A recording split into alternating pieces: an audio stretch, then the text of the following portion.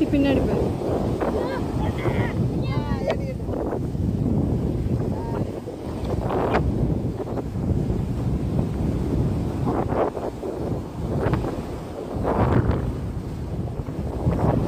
பாருங்க alkaline water